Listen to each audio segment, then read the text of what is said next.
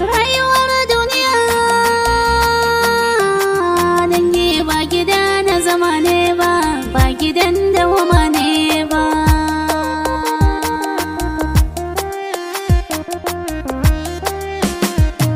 Rayuwar duniya mu fahimta ba gida na zama ne ba, dole ne wata rana gun sarrafi za mu yi komawa. Rayuwar duniya mu fahimta ba gida na zama ne ba, dole ne wata rana gun sarrafi za mu yi komawa. Rayuwar duniya mu fahimta ba gida na zama ne ba, yan uwa na mu lura mu gane sai mu gyara ɗabi'unmu. Wahidin samadin sarki Allahu Rabbu makagina, kai kaɗai ne za ka iya mun in na zo da bukatuna.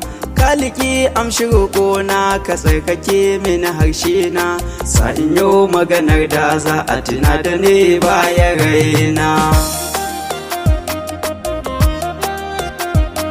Su masalatu alamalla na biyo annabu manzanmu, dukkanin ni'imar duniya albarkacinsa muke samu.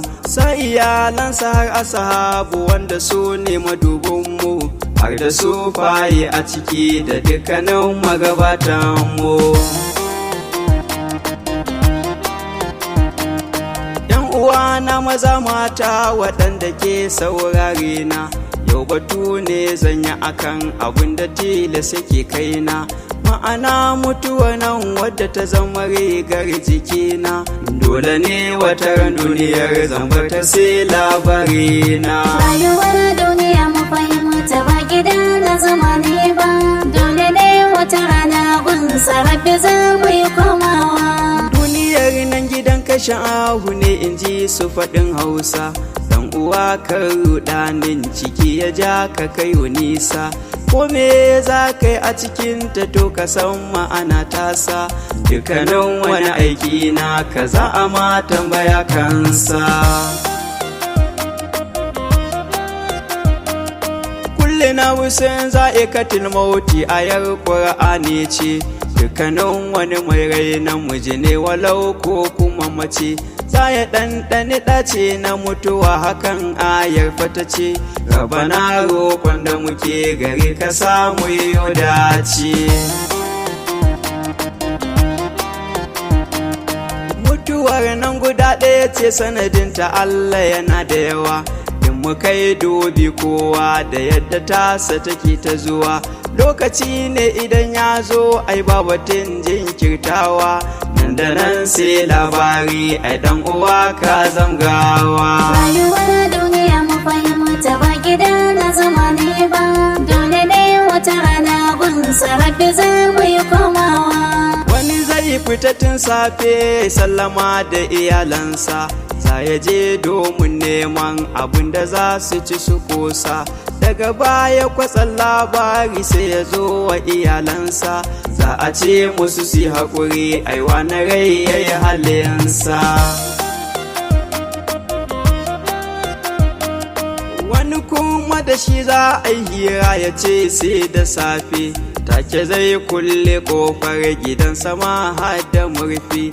Za ya kwanta yadda ya saba ya lulluɓa mayafi, to ashe kwanciyar kenan ba za ya tashi ba da safe. Wani ko zai shafe shekaru a kwance yana jinya, har ya zan masu jinyar tasa su riga shi gidan gaskiya.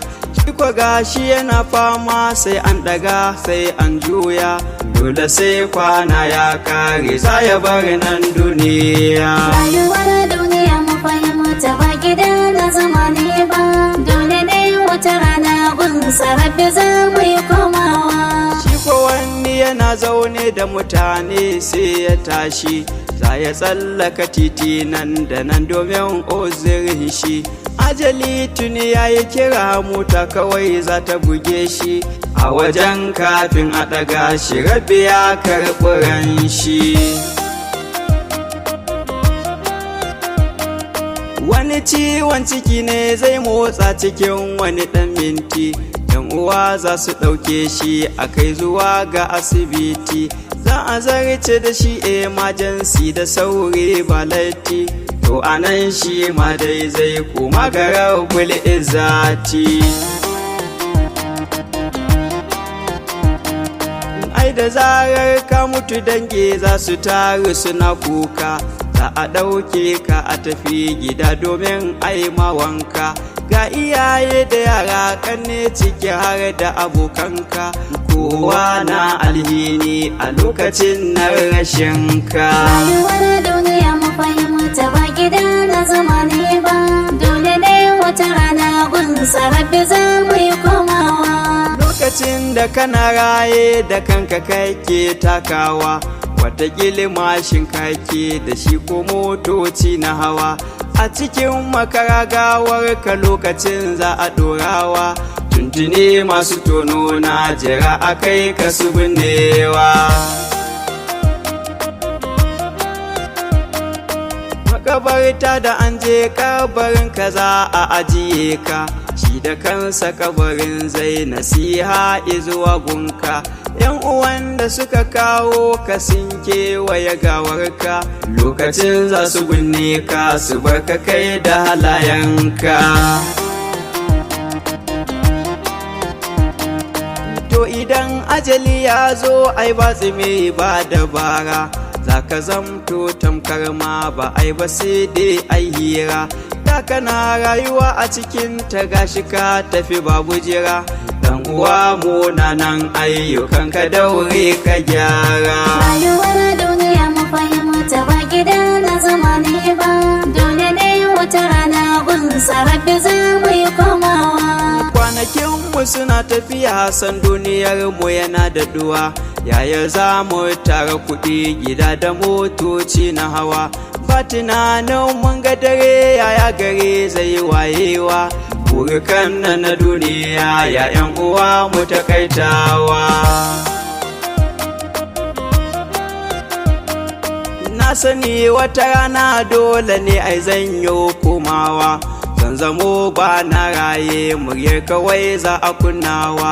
Wanda duk na yi wa laifi ina neman yi afuwa, tuntuni laifin da aka muni dai na yafewa.